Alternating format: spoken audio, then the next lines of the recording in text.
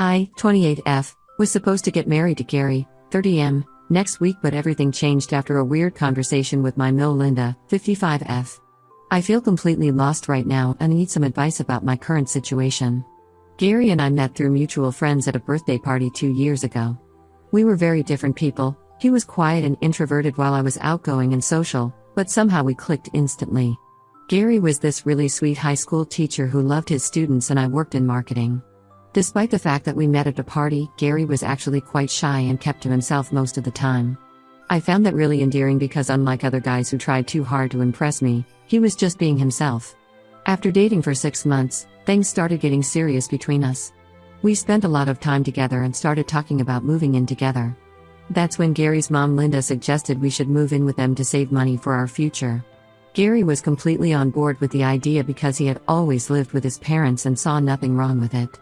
I was hesitant at first because I valued my independence, but the financial aspect made sense. Gary's parents lived in this huge 5-bedroom house, and Linda insisted it would be better for us financially. So I gave up my apartment and moved in with them. Linda seemed really nice in the beginning.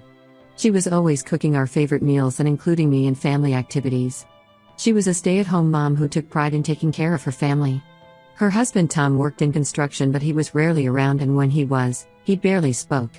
Linda ran the household and made all the decisions. The first few months of living there were actually pretty good. Linda took care of everything: cooking, cleaning, laundry. She wouldn't even let me help, saying I worked hard at my job and should rest when I got home. Gary and I contributed some money for groceries and utilities, but it wasn't much compared to what I used to spend on my apartment. Living together helped Gary and I grow closer. We started talking about marriage and our future plans. Gary proposed on my birthday last year with his grandmother's ring. Linda seemed really happy about the engagement and immediately started planning the wedding. She had all these ideas and I just went along with them because she seemed so excited. We set the wedding date for next week and everything was going according to plan until last Thursday when Linda asked me to meet her alone for coffee. She said she wanted to discuss something important about the wedding. I thought maybe she wanted to talk about last-minute arrangements or some family tradition I needed to know about. We met at this cafe near my office during my lunch break. After some small talk about wedding preparations, she suddenly brought up this weird demand. She said that after marriage, I would need to transfer half of my monthly salary to her account. I was completely shocked and confused. When I asked her why, she said it was for mine and Gary's security and future. She mentioned that she had already discussed this with Gary and he had agreed. I couldn't believe what I was hearing. I had been living with them for more than a year, planning this wedding for months, and she chose to bring this up just a week before? I told her I needed time to think about it and left the cafe. My mind was racing with questions. Why hadn't Gary mentioned this before? Why did she want my money when we were already contributing to household expenses? When I got home that evening, I confronted Gary about it. He got really nervous and finally admitted that his mom had talked to him about this a month ago. She had told him that if we didn't agree to her terms, we couldn't live in her house after marriage. Gary said he couldn't tell me because he was scared we would have to move out and we couldn't afford our own place yet with all the wedding expenses. I was hurt that Gary had kept this from me for a month. We had always been honest with each other about everything. Even when we had disagreements, we would talk them out. This felt like a complete betrayal of trust. Gary kept saying his mom only wanted what was best for us, but I couldn't understand how taking half my salary was good for us.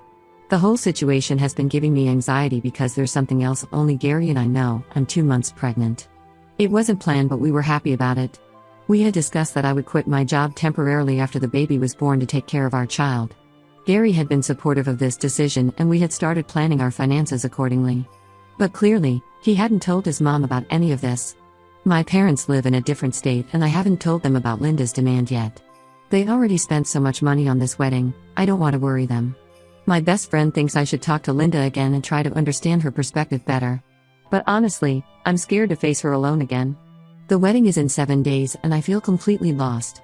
Gary keeps saying I'm overreacting and should just agree to Linda's terms for now. He says we can figure something out later, but I feel like this is just the beginning. If she's making such demands before marriage, what else will she demand after? And the fact that Gary hid this from me for a month makes me question everything. I need advice. Am I overreacting to this situation? Should I just agree to her terms since we need a place to live? Or should I stand my ground and risk ruining this relationship? Ida for not wanting to give half of my salary to my mill? Update 1: After reading all your comments, I decided to talk to Linda again and tell her about the pregnancy. Several people suggested that maybe knowing about her future grandchild would soften her stance on the whole salary situation. Looking back now, I realize how naive I was to think that. I wanted Gary to be present during this conversation because I didn't feel comfortable facing Linda alone again. When I told him this morning about my plan to tell Linda about the pregnancy, he made some excuse about having extra classes at school that he needed to stay back for. I found it weird because it's spring break, but I didn't push it. So I ended up meeting Linda alone in her kitchen yesterday evening after she finished making dinner. Tom was watching TV in the living room as usual, completely oblivious to everything happening in the house. I was nervous but decided to just get it over with. I started by telling her that I needed to share some important news. I was 2 months pregnant with her grandchild.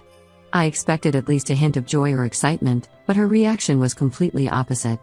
Her face turned red with anger and she started yelling so loud that I'm sure the neighbors could hear her. She called me manipulative and accused me of trapping her son with this pregnancy. She said I had planned this whole thing to ruin their family's reputation. I was shocked because Gary and I had been together for 2 years, living in their house, and were about to get married in less than a week. How was this pregnancy trapping anyone? When I mentioned my plan to quit my job after the baby was born, she completely lost it. She started pacing around the kitchen, saying there was no way she would let me quit because they needed my salary for household expenses.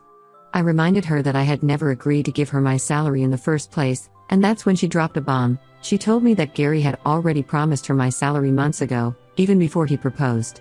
I felt like someone had punched me in the gut. All this time Gary knew about her plans and had been playing along? Linda wasn't done though. She went on about how I had messed up everything with this unplanned pregnancy. She said the only reason she was letting us get married was because I earned good money, and now that I planned to quit my job, she didn't see any point in the wedding happening. I called Gary immediately but he didn't pick up. I called several times but it went straight to voicemail. I waited for him to come home and when he finally did around 9 p.m., Linda told him everything. I expected him to stand up for me and our baby, but instead, he sided with his mom. He said I should have been more careful about birth control and now I was creating unnecessary drama by wanting to quit my job. I couldn't believe this was the same Gary who had been excited about the baby just days ago. The same person who had helped me deal with morning sickness and had even started looking at baby names online. It was like his mother's presence turned him into a completely different person. I spent the whole night crying in our room while Gary slept on the couch. Even then he didn't come to check on me once. This morning when I tried talking to him again before he left for school, he said I should either agree to his mom's terms or postpone the wedding until we figure something out. He didn't even acknowledge how disrespectfully his mother had treated me or the fact that she had basically threatened to stop our wedding because of our baby. The more I think about it, the more I realize that Gary has never really stood up to his mother about anything. When she criticized my clothes, he told me to dress more conservatively. When she rearranged our room without asking, he said she was just trying to help. When she changed our wedding plans without consulting me, he said I should be grateful she was doing all the work. He always found excuses for her behavior or told me to adjust. I couldn't take it anymore so I called my mom and told her everything. She was furious and said she would book me a flight home immediately. She wanted to come here herself and confront Linda but I begged her not to make things worse. She asked me to pack some clothes and come stay with her for a few days to clear my head. I'm typing this from my mom's house. Gary has been calling and texting constantly saying I'm being dramatic and hormonal because of the pregnancy. He says I'm embarrassing him by leaving like this, and that I should come back home and apologize to his mom for upsetting her. My mom thinks I should seriously reconsider this marriage. She says if Linda is making such demands before marriage and Gary can't stand up to her now, it will only get worse after marriage. She's worried about how they'll treat me and the baby. The wedding is in 5 days and right now I'm not sure if it should happen at all. I keep thinking about how quickly Gary changed when it came to choosing between his mom and me. What will happen after marriage when she makes more demands? Will my child grow up watching their father always choose grandmother over mom? Update 2: I called off the wedding. After spending 2 days at my mom's place thinking about everything, I finally gathered the courage to make this difficult decision. The night after my last update, Gary showed up at my mom's house unannounced. My mom wasn't home, she had gone to get groceries. Initially, I thought he had come to apologize or at least try to understand my side of things. Instead, he started lecturing me about how I was embarrassing him and his family by staying at my mom's place. He said relatives had started calling asking why I wasn't at home, and he didn't know what to tell them. I was already feeling sick from morning sickness, and his attitude just made everything worse. I told him straight up that I was not getting married unless he stood up to his mother and supported my decision about the baby. His response showed me his true colors. He said if I really cared about our baby, I would keep working and give his mom what she wanted because we needed a place to live. When I suggested we could rent a small apartment instead, he said he wasn't going to leave his parents' house just because I was being difficult. That's when it hit me, Gary was never going to change. He would always be his mother's puppet. I took off my engagement ring and gave it back to him. He got angry, saying I was being selfish and thinking only about myself. The irony of his statement wasn't lost on me. I asked him how he could let his mother disrespect the mother of his child like this. He had no answer but kept insisting I was overreacting. The next morning, with shaking hands, I started calling all our guests to cancel everything. It was humiliating having to explain to everyone why the wedding was off just 3 days before the date. Some people were understanding, others were judgmental. My parents were completely supportive and helped me deal with all the cancellations and vendors. That's when the real drama started. Gary's family, led by Linda, started spreading rumors in our social circle. They told everyone I had cheated on Gary and that's why I called off the wedding. They said I was lying about the pregnancy to trap Gary. Some mutual friends who had known us for years actually believed them and stopped talking to me. Linda started sending me nasty messages. She said I had ruined her son's life and that she would make sure I regretted this decision. She threatened to tell my company about my unstable behavior. I blocked her number, but she kept creating new social media accounts to harass me. I ended up blocking their entire family. Gary kept trying to contact me through different numbers. Sometimes he would be angry, calling me selfish. Other times he would plead, saying we could work things out. But not once did he stand up to his mother or apologize for hiding things from me. My mom helped me move all my stuff out of their house when Gary and Linda were at some family function. Tom was there, but as usual, he just watched silently as we packed everything. He did help carry some boxes to the car though, which was probably the most involvement he had ever shown in any family matter. I'm back at my mom's place now and honestly, for the first time in weeks, I feel like I can breathe.